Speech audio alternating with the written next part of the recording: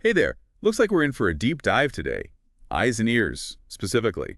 Ophthalmology and otolaryngology, all that good stuff. Yeah, wow, you weren't kidding about a deep dive with all this material. Textbooks, diagrams, even practice questions. It seems like someone's going for a really thorough understanding of eyes and ears. Absolutely. And we're going to unpack all of it, pull out the most important and fascinating stuff for you.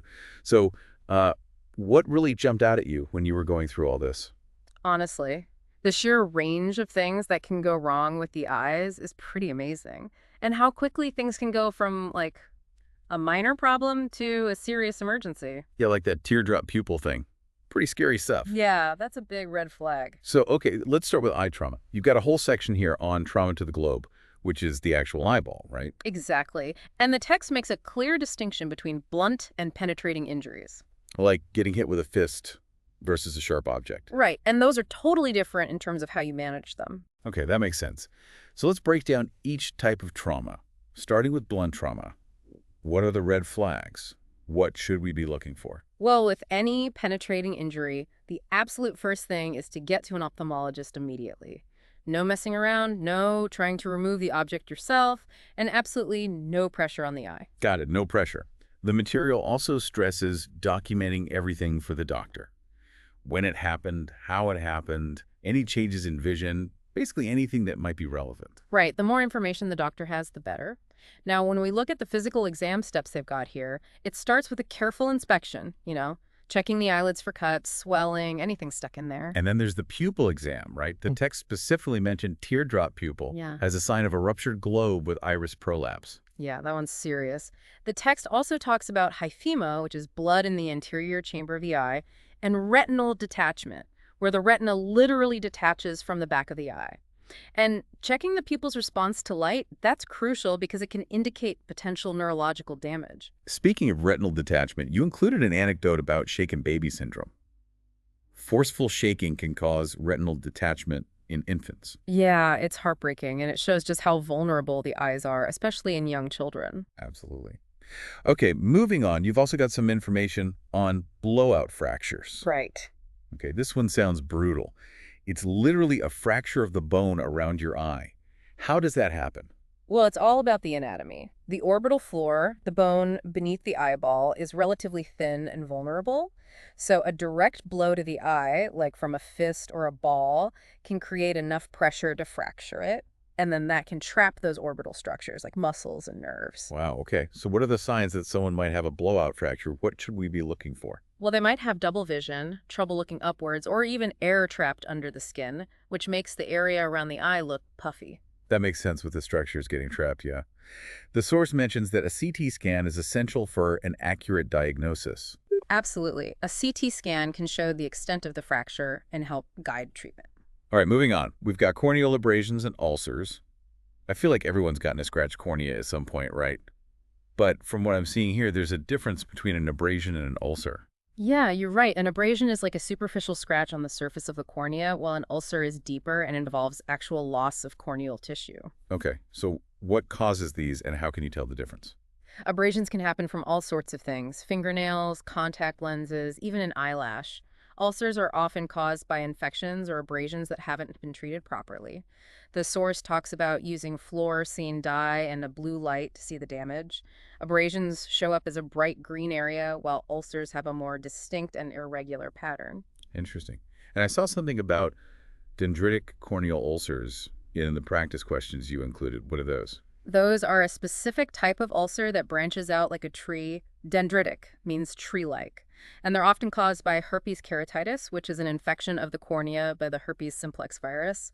Okay, so even a simple scratched cornea, it's best to get it checked out by a doctor, just in case. Exactly. Better safe than sorry, especially when it comes to your eyes. For sure.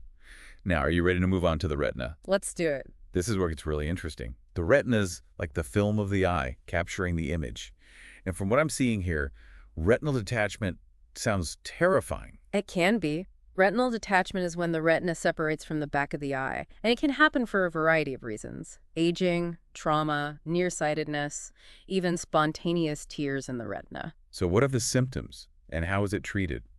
People often experience floaters, flashes of light, or vision loss that's described as a curtain being drawn. Wow, that's a vivid description. Yeah, it is, and it emphasizes how urgent treatment is because retinal detachment can lead to blindness if it's not addressed quickly. Hmm. Treatment usually involves laser surgery, or sometimes they inject a gas bubble into the eye to push the retina back into place. So definitely an ophthalmic emergency.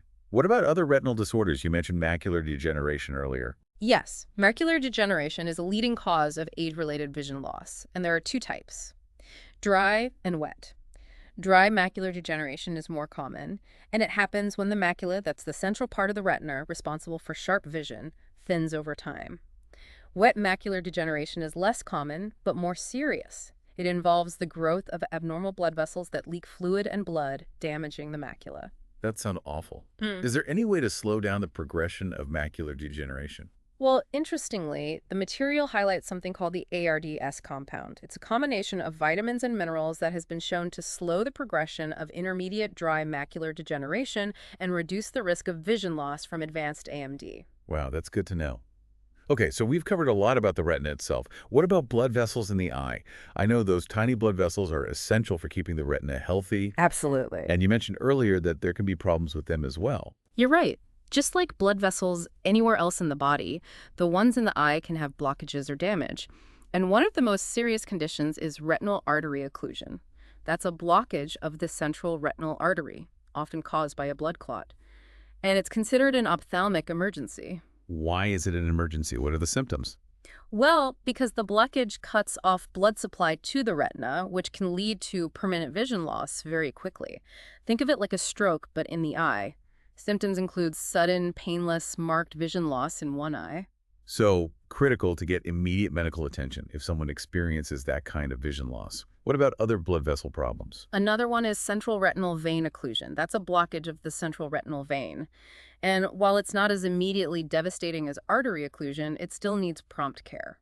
And what are the symptoms of vein occlusion? They can vary, but often include blurred vision, floaters, and blind spots. Sometimes the vision loss is gradual, other times it can be more sudden. It seems like there's so many things that can go wrong with the eyes. Yeah, the eyes are incredibly complex and delicate organs. And that brings us to another category of blood vessel problems.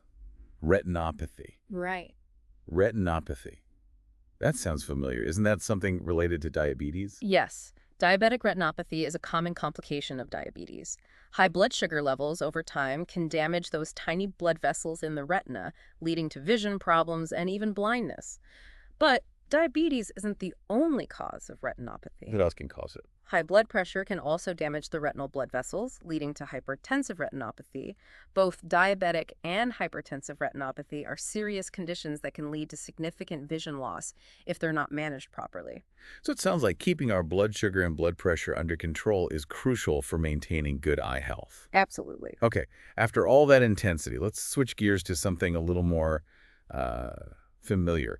You also included a lot of information on cataracts and glaucoma. I know those are common as people get older, but what makes them tricky? The tricky thing about both cataracts and glaucoma is that they can cause gradual vision loss.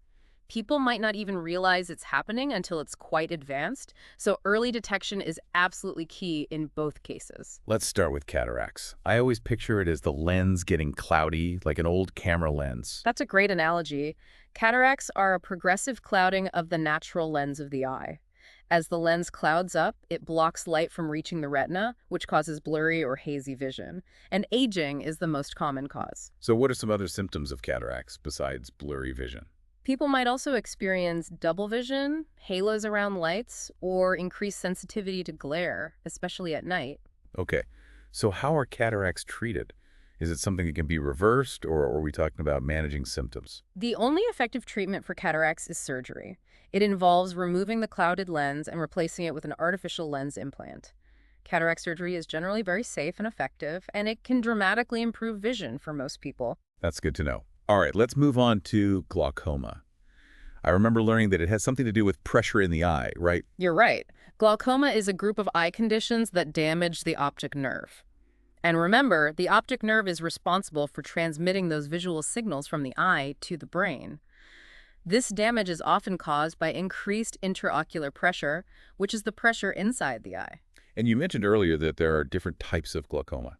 Yes, there are two main types. Open-angle glaucoma and angle closure glaucoma. Open-angle glaucoma is the most common type, and it develops slowly and painlessly. So someone might not even realize they have it until they've already lost some vision. Exactly. That's why regular eye exams, especially for those at risk, are so important for detecting glaucoma early. Angle closure glaucoma, on the other hand, is less common, but much more serious. It occurs when the drainage angle in the eye suddenly becomes blocked, causing a rapid increase in intraocular pressure. And that's an emergency situation, right? Absolutely. Angle closure glaucoma can lead to permanent vision loss within hours if it's not treated immediately. So what are the symptoms of angle closure glaucoma? Would it be obvious that something is seriously wrong? The symptoms are usually pretty hard to miss. We're talking severe eye pain, headache, nausea, blurry vision, halos around lights, and redness of the eye. Yeah. Okay, it's not something you just brush off as a headache. What's the treatment for glaucoma? Is it something that can be cured, or is it about managing it? Treatment for glaucoma focuses on lowering intraocular pressure to prevent further damage to the optic nerve, and there are different options, including eye drops, laser surgery, or traditional surgery. Okay, so we've got cataracts, we've got glaucoma.u. It's incredible how many different conditions can affect the eyes. And it's not just the eyeball itself. You also sent in a lot of material on hearing loss. So I remember learning about the two main types of hearing loss, Yeah. conductive and sensorineural. One's a blockage, the other's nerve damage. Right. Exactly. And understanding the difference is crucial because it determines the best course of treatment. Conductive hearing loss is when something physically blocks sound from getting to the inner ear. Okay, so what kind of things can cause that blockage? Oh, all sorts of things. The most common culprits are earwax buildup, fluid in the middle ear, often due to an ear infection, and otosclerosis. That's a condition where there's abnormal bone growth in the middle ear. The material also mentioned the Weber and Rinn tests. Those are done with a tuning fork, right? That's right. These tests help differentiate between conductive and sensorineural hearing loss. In conductive hearing loss, the Weber test will lateralize to the affected ear, meaning the sound will be perceived as louder in the ear with the blockage. The Rinn test will show that bone conduction is better than air conduction in the affected ear. So those tests, along with a physical exam and the patient's history, can help determine what kind of hearing loss is going on. Precisely. And that information is critical for guiding treatment. Now, on to sensorineural hearing loss. This is the more permanent kind, right? Damage to the inner ear or nerve? Unfortunately, yes. Sensorineural hearing loss means the problem lies within the inner ear itself or the auditory nerve that carries signals to the brain. So what causes that type of damage? The most common cause is age-related hearing loss, known as presbycusis. As we get older, those tiny hair cells in the cochlea, that's the spiral-shaped organ in the inner ear, that converts sound vibrations into electrical signals, they naturally deteriorate. Makes sense. Correct. Are there other causes of sensorineural hearing loss? Absolutely. Noise exposure is a big one. Loud noises, especially over prolonged periods, can damage those hair cells and lead to prominent hearing loss. Yeah, it's a good reminder to protect our ears from loud noises. The source material also mentions medications as a potential cause of hearing loss. You're right. Certain medications, particularly some antibiotics and chemotherapy drugs, can be ototoxic, meaning they can damage the inner ear. It's amazing how interconnected our bodies are. Medication intended to help one part of the body can have side effects on another. It really highlights the complexity of the human body and the delicate balance of all its systems. And speaking of interconnectedness, you also included some info on a condition called Meniere's disease. Ah, yes, Meniere's disease. It involves the inner ear, but it causes more than just hearing loss, right? Exactly. Meniere's disease is a disorder of the inner ear that can cause a triad of symptoms: vertigo, hearing loss, and tinnitus. Oh, that sounds absolutely miserable. What causes it? The exact cause is unknown, but it's thought to be related to a buildup of fluid in the inner ear, which affects both hearing and balance. Okay, so we've got a good overview of hearing loss. Let's move on to another fascinating topic: vertigo. Vertigo, that spinning sensation that you or the world around you is moving, can be incredibly debilitating. Yeah, you're right. I've experienced occasional dizziness, and it's not pleasant. You mentioned earlier that it's important to distinguish between peripheral and central vertigo. What's the difference? Peripheral vertigo is the most common type, and it's caused by a problem in the inner ear. So back to those hair cells and fluid in the inner ear we talked about with hearing loss. Exactly. Common causes of peripheral vertigo include benign paroxysmal positional vertigo, or BPPV, which is thought to be caused by tiny calcium crystals that have become dislodged in the inner ear. Okay. What about other causes of peripheral vertigo? Labyrinthitis and vestibular neuritis are also common culprits. Labyrinthitis is an inflammation of the inner ear that can cause vertigo, hearing loss, and tinnitus. Vestibular neuritis affects the vestibular nerve, which carries balance information from the inner ear to the brain, causing vertigo but typically not hearing loss. And the source material mentions the Dix-Hallpike maneuver. Mm. What is that? It's a diagnostic test for BPPV. The doctor quickly moves your head into specific positions to trigger vertigo and observe your eye movements. This can help confirm the diagnosis and may even provide some relief from the symptoms. That's peripheral vertigo. What about central vertigo? What makes that different? Central vertigo is less common and it indicates a problem somewhere in the brain, usually the brainstem or cerebellum. That sounds more serious. What kinds of things can cause it? Central vertigo can be caused by a variety of conditions, including stroke, multiple sclerosis, and tumors. It's essential to identify the underlying cause because the treatment will depend on what's going on in the brain. So how does central vertigo differ from peripheral vertigo in terms of symptoms? Well, central vertigo often presents with a less intense spinning sensation than peripheral vertigo, but it can be accompanied by other neurological symptoms like double vision, difficulty speaking, or problems with coordination. It's important to seek medical attention right away if you experience these types of symptoms. It sounds like vertigo is a symptom that should never be ignored. It could be a sign of something serious going on. Absolutely. Now let's move on to ear infections and other ear troubles. You've got a lot of information on these common conditions, especially in children. Yes, it seems like ear problems are incredibly common, especially in kids. I'm sure every parent out there has dealt with an ear infection or two. You've got quite a few different types of ear problems listed here, so let's start with otitis media, which is the medical term for a middle ear infection, right? Exactly. It's one of the most common reasons children visit the doctor, and it can be quite painful. I think every parent has dealt with this at some point. Lots of ear tugging and crying. What causes it? Otitis media occurs when fluid builds up in the middle ear, often after a cold or other respiratory infection, and this fluid can become infected by bacteria or viruses, leading to inflammation and pain. So what are the symptoms, and how is it treated? The classic symptoms are ear pain, fever, irritability, and sometimes drainage from the ear. Treatment often involves antibiotics, right? It often does, but the approach to treating ear infections has evolved in recent years. Watchful waiting, which basically means observing the child for a couple of days to see if the infection resolves on its own, may be appropriate in some cases, especially in older children.